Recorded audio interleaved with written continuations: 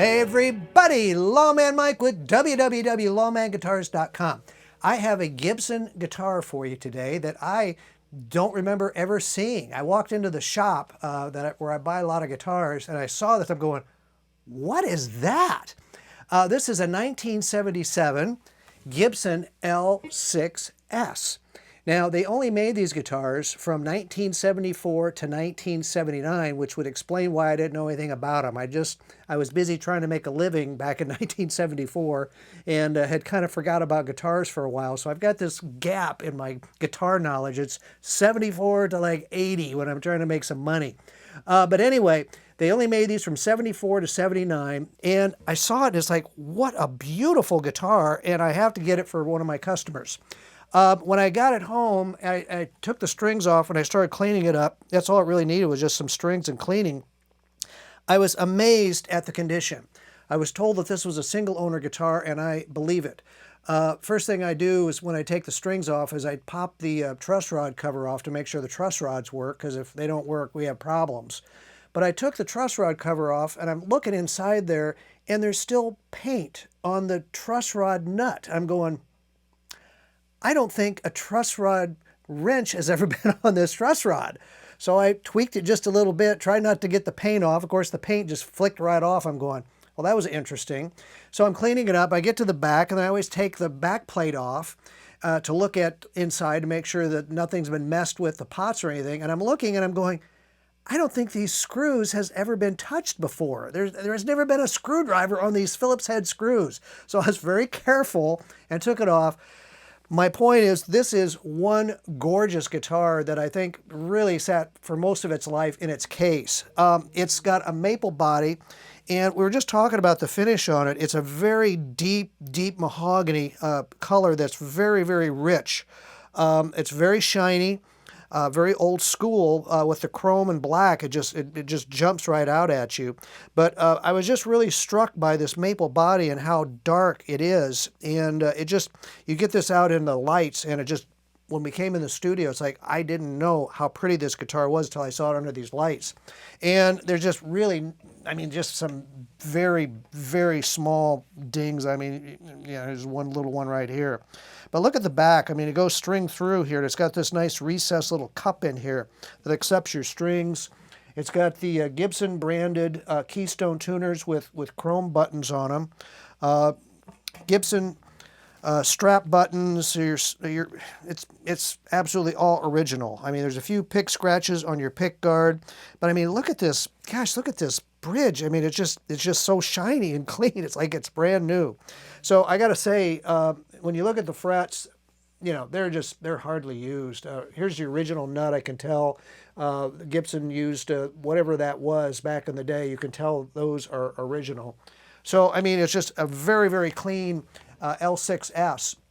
And like I said, I didn't really know too much about him, and I was asking a few people about him, and they're saying, well, that's the guitar that Carlos Santana used. And what did he call it? I think he called it his rainbow guitar or something like that, because it had so many different sounds. He just loved it. They had, the one that he had, I think, had the little switch on it that made some different sounds in his pickups, but he had one like this that he absolutely loved, and he recorded with it. It was on one of his album covers, I found out, and he loved his. So good enough for Carlos Santana, good enough for me.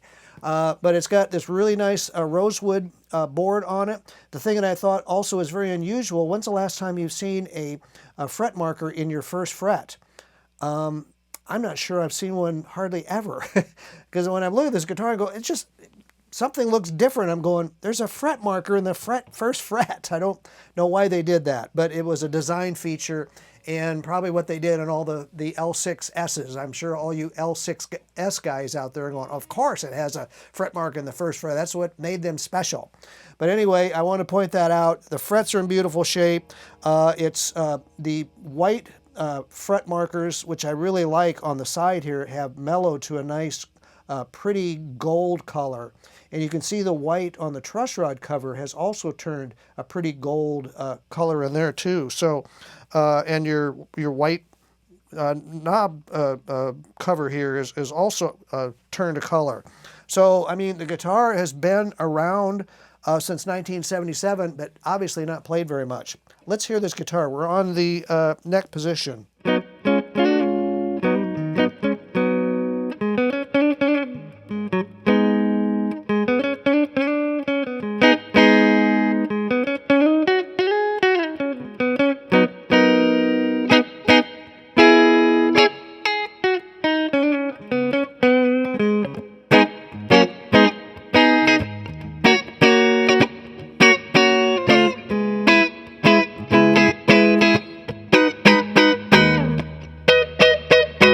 Well, look at all these frets.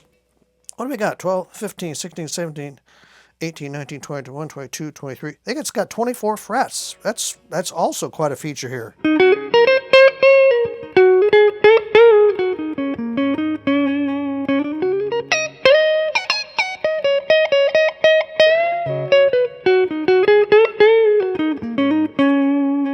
Let's go to the middle position here.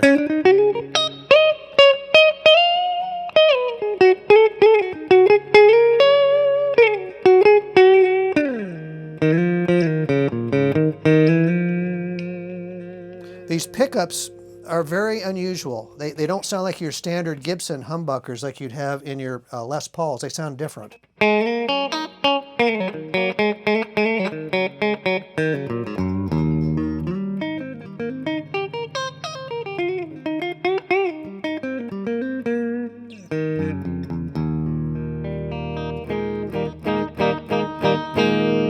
go all the way to the back.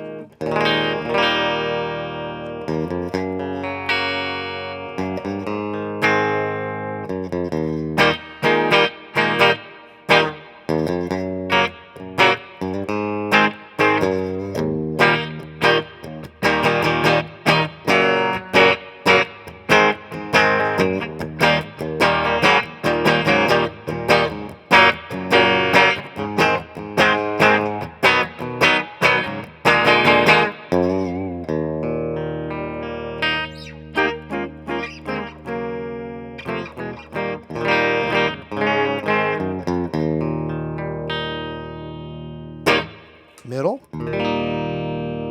I like that.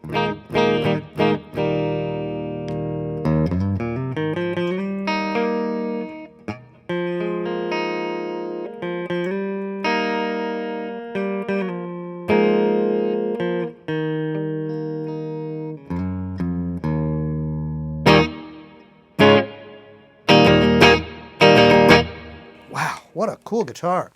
Beautiful, beautiful guitar. Maple, nice rosewood board. I mean, I love how the strings come through on an angle. I think that's a very neat feature. It's just a looker. I mean, how many Les Pauls do you see? You don't see any like this. This is just a really cool guitar. And I was really happy to report that we had the original case with it. It's an unusual size, so you would want to have the case for it. Your standard Les Paul case will not work for it. I don't think an SG case works for it either. It's just kind of an unusual size. But fortunately, we do have the original case. And, ooh, look at that. Boy, is that pretty. It's got this really neat, I like that, what do we call that, hot pink or kind of a purple pink color.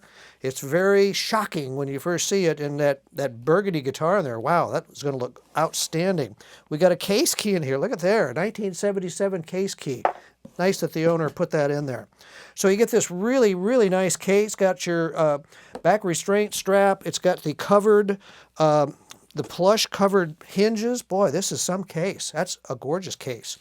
I don't know if you all have been pricing Gibson cases lately, but they are getting really expensive. To try to hunt this case down, I'm sure would cost you easily $300–400 for this case alone. So anyway, you get the case and at unbelievable 1977 Gibson L6S guitar that's in just immaculate shape. Check it and all of our really cool guitars out at www.lawmanguitars.com. We only sell really cool guitars. And check us out. You might want to hit the subscribe button there while you're here on YouTube. You'll see me every month. We'll just send you a notice that we got more guitars for you to look at. So thanks a lot for watching our demos. I really, really appreciate you all. Thank you.